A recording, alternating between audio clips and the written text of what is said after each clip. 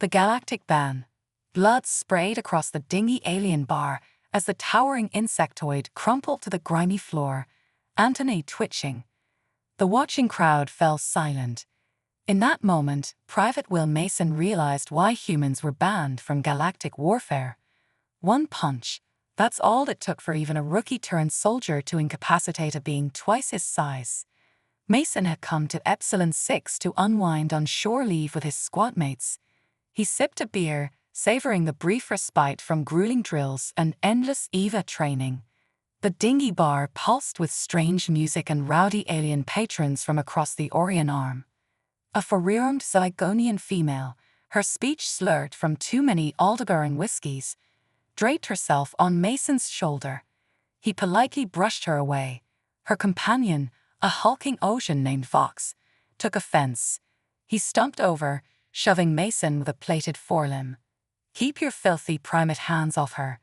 Vox buzzed, mandibles clicking with rage. Apologies and calming words died on Mason's lips as the towering insectoid smashed his ridged forehead into Mason's face. Bone crunched. Hot blood spurted from Mason's nose. Combat reflexes took over. Mason's fist blurred, augmented muscles propelling it like a railgun slug. It cracked into Vox's sensitive antenna cluster, liquefying delicate sensory organs. A second strike to the ocean's exposed throat collapsed his trachea with a sickening crunch. Vox crashed to the floor, limbs thrashing spasmodically. The bar fell silent in collective shock.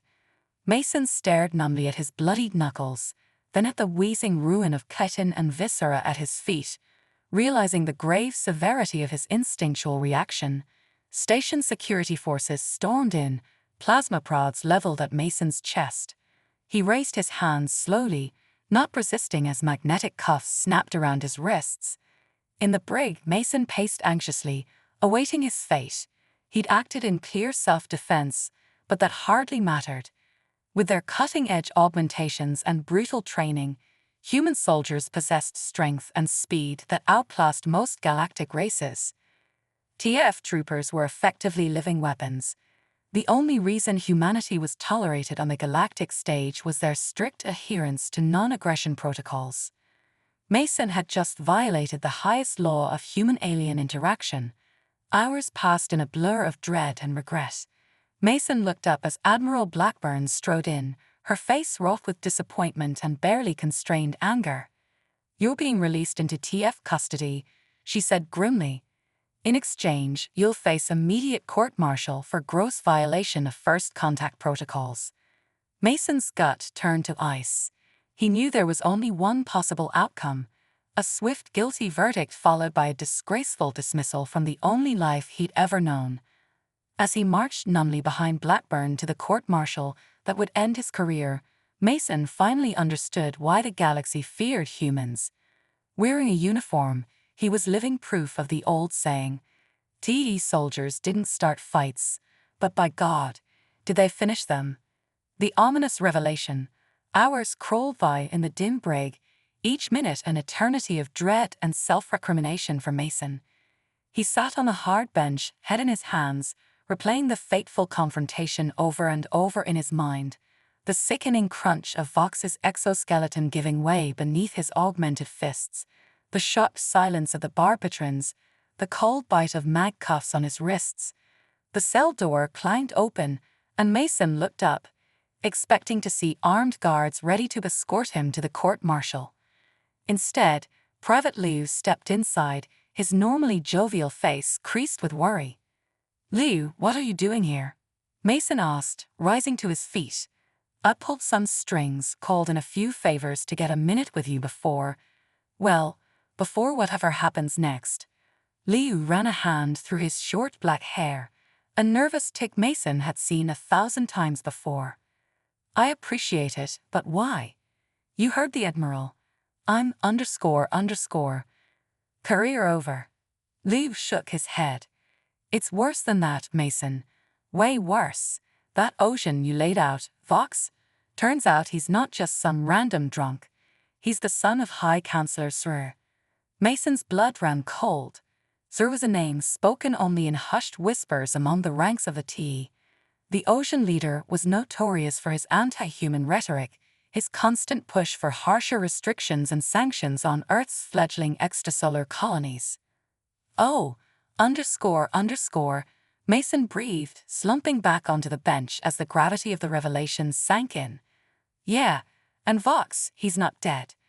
Medics patched him up good as new, but he's out for blood. Yours specifically. He's demanding the TE hand you over to ocean authorities for a fair trial. Liu's air quotes dripped with sarcasm. Mason knew all too well the brutal reputation of the ocean justice system. Murderers, rapists, and jaywalkers all met the same grisly fate in their punishment pits. There would be no leniency, no mercy for a human who dared raise a hand to one of their elites. Liu pressed on, his voice low and urgent. Sri's been looking for an excuse to bring the hammer down on us. My source says if you get convicted in an ocean court, Sri will have all the ammunition he needs to get the Council to declare humanity a threat to galactic peace. Every human in uniform could get permanently barred from service galaxy-wide. The words hit Mason like a punch to the gut, driving the air from his lungs. His mind reeled at the scale of it. His stupid drunken scuffle could cost humanity its place among the stars, could relegate them to second-class citizens on a galactic stage they'd barely begun to explore. The ambassador is fighting it, but a lot of the council races are already taking the ocean side. We've got a real underscore storm brewing, Mason, and you're right in the eye of it. Mason couldn't respond, his voice choked off by despair and disbelief. Everything humanity had achieved, every sacrifice and breakthrough and triumph that had carried them from their cradle on Earth to the infinite wonders of the galaxy, all of it could burn to ash because he couldn't take an insult from an overserved bog. Liu gripped his shoulder, the contact grounding Mason as the magnitude of the crisis threatened to overwhelm him. Hang in there, this isn't over yet. Liu's voice was fierce with purpose. You've got friends, Mason. We'll find a way to beat this somehow. Just don't let the bastards see you sweat, okay? Mason managed a nod, not trusting himself to speak. Liu squeezed his shoulder one last time, then stood and rapped on the cell door to be let out. He strode away, spine straight and shoulders square with purpose. Mason was alone again, with nothing but the weight of humanity's fate crushing down on him in the darkness. The hidden agenda. The long hours in the dim brig blurred together for Mason. He had barely moved from the bench since Liu left, head bowed under the crushing weight of the universe's destiny. The cell door hissed open again, and Mason glanced up, expecting to see the guards ready to drag him before the court-martial. Instead, Admiral Blackburn herself stepped in, her face etched with lines of stress and exhaustion. Mason shot to his feet and saluted, a reflex drilled into him since basic training. Admiral, Blackburn waved him off wearily. At ease, Private. This isn't a social call. She fixed him with a hard stare, her next words clipped and cold. We have a problem. A big one. Mason's gut clenched, as if things weren't bad enough already. What now? The Oceans, they're accusing you of deliberately attacking Vox. What? That's insane. He came at me first.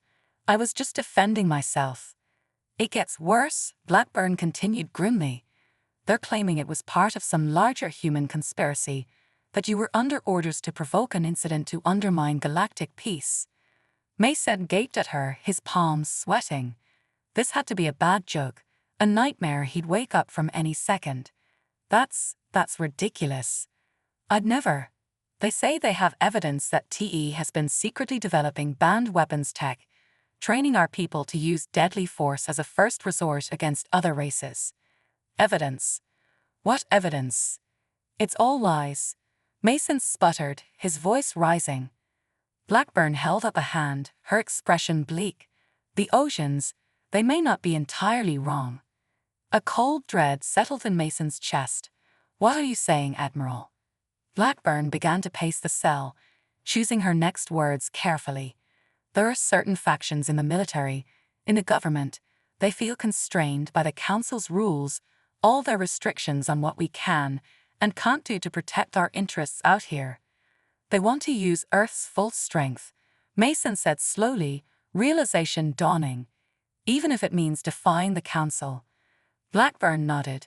Some of the hardliners have been pushing for a more aggressive stance for years. And now your case, it's become a rallying cry for them, proof that we need to take the kid gloves off before it's too late. Before what's too late, what do they think is going to happen? They believe that the Council will never fully accept humanity as equals, but they're just biding their time until they can find an excuse to push us back to the Sol system for good. Mason's mind reeled. It was all too much, the attack, the accusations, now this looming shadow war within his own ranks. So what happens now? Am I just a pawn in their game? You're a flashpoint, Mason. The Oceans are demanding we turn you over to face trial on their terms. If we refuse, Thru will push for sanctions, maybe even expulsion from the Council. If we agree, Mason said, swallowing hard, undead, the fragile alliance. Mason's heart pounded as he moved through the shadowy corridors of the abandoned mining colony on Tathy's Ivy. The plan was set in motion, and there was no turning back now. The escape had been orchestrated flawlessly, with Mason slipping away during a routine transfer between cells. The official story was that he had overpowered his guards and fled, but in reality, had all been a carefully staged act to sell the narrative that he had gone rogue. His new identity was that of a mercenary for hire, disillusioned with the TE, and seeking to carve out his own path in the lawless fringes of the galaxy. It was a role he had to play convincingly if he wanted to survive long enough to uncover the truth. Mason ducked into a dimly lit chamber, the hum of ancient machinery filling the air. He spotted his contact, a wiry figure cloaked in a long coat, face hidden beneath a hood. The man went by the name of Rax, a former intelligence operative turned information broker. He was Mason's lifeline in this dangerous game. Rax, Mason greeted cautiously, his voice echoing off the rusted walls. Mason, Rax replied, lifting his hood just enough to reveal piercing blue eyes. I hear you've been making waves. Had to make it look real, Mason said with a shrug. You got what I need. Rax nodded, producing a data chip from his coat and handing it to Mason. This contains information on the key players among the hardliners. Names, locations, recent activities. But be careful, these guys are paranoid and dangerous. They catch wind of you snooping around, and you'll be dead before you can blink. Mason pocketed the chip, his mind already racing with plans. Thanks, Rax. I owe you one. Just stay alive, Mason. That's thanks enough. With a final nod, Rax melted into the shadows, leaving Mason alone with his thoughts. As Mason made his way back to his ship, the weight of his mission pressed heavily on his shoulders. He had to find a way to expose the conspiracy without getting killed in the process. Every step he took, every move he made had to be calculated and precise. There was no room for error. Shattered truth. Weeks turned into months as Mason delved deeper into the murky underworld of the galactic fringes. The information on the data chip proved invaluable, leading him to secret meetings, hidden caches of banned technology, and whispers of a plan that could ignite a galactic war.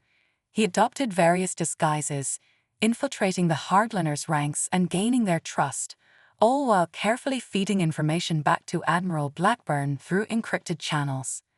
The more Mason uncovered, the clearer the picture became. The hardliners were not just a fringe group, they had connections and influence reaching the highest levels of the TE military and government. Their plan was to stage a series of provocations that would make it appear as though humanity was under constant threat from alien races, thereby justifying their call for more aggressive measures and greater autonomy from the Council's oversight. One night, as Mason was sifting through yet another trove of documents in a dimly lit safe house, his COM device buzzed with an incoming message. It was from Liu, encrypted and urgent. Mason, we've got a problem. One of our sources within the Hardliners' inner circle has gone dark. Last intel suggested they were onto you. Get out of there, now. Mason's blood ran cold.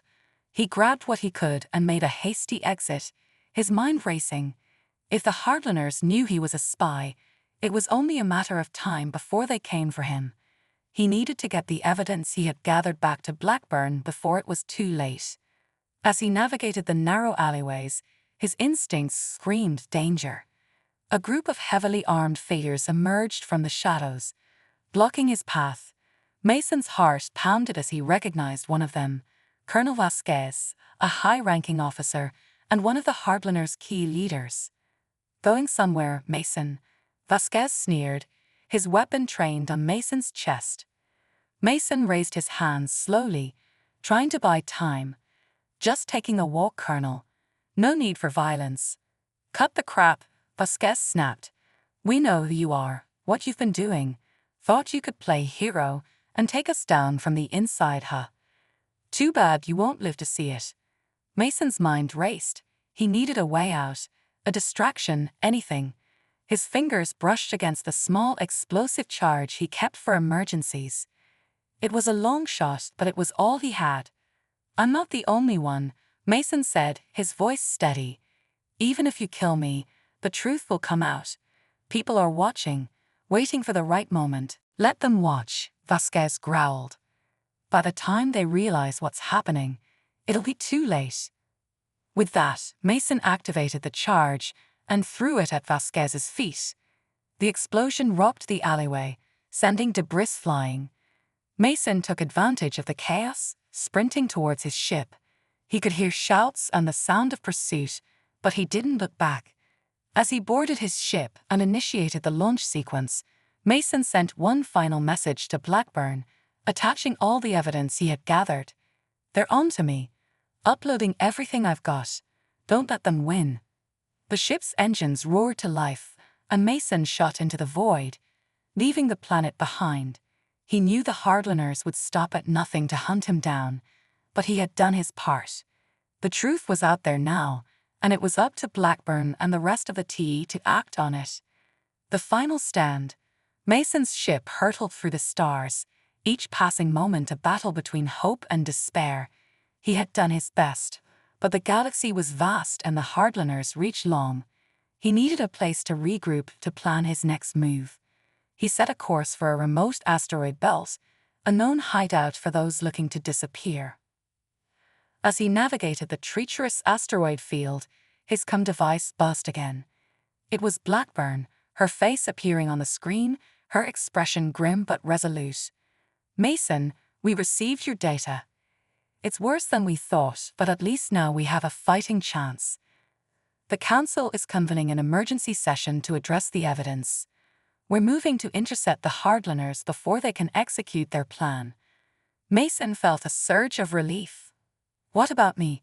They know who I am, Admiral. They'll come after me. We're sending a rescue team, but it'll take time. In the meantime, stay hidden and stay alive. We can't afford to lose you now. Mason nodded, his resolve strengthening. Understood. I'll be waiting. The screen went dark, and Mason set about fortifying his ship's defenses. He knew the Hardliners wouldn't give up easily.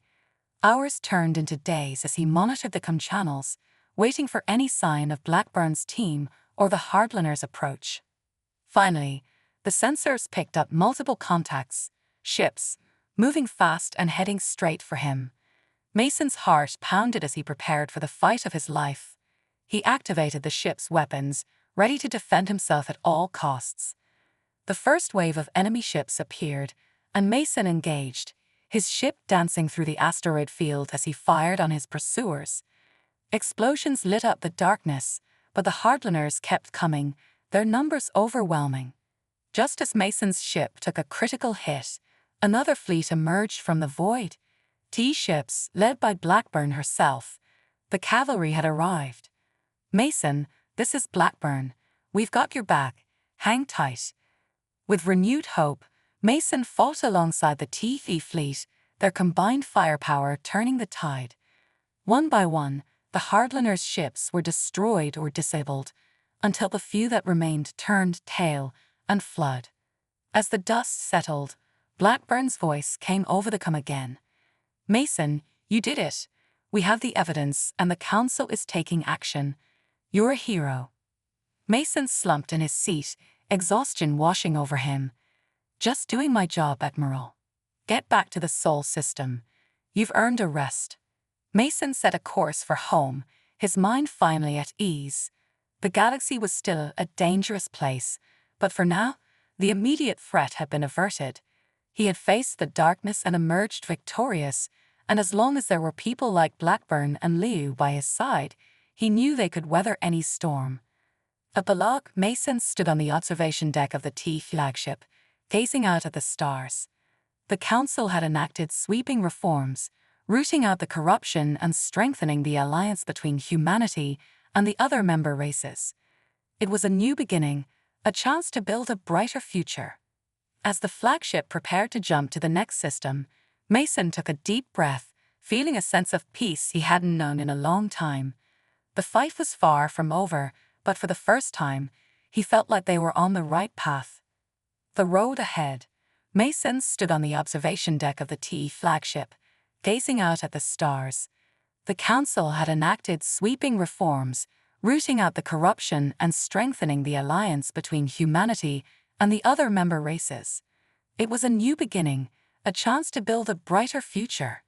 As the flagship prepared to jump to the next system, Mason took a deep breath, feeling a sense of peace he hadn't known in a long time. The fight was far from over, but for the first time, he felt like they were on the right path.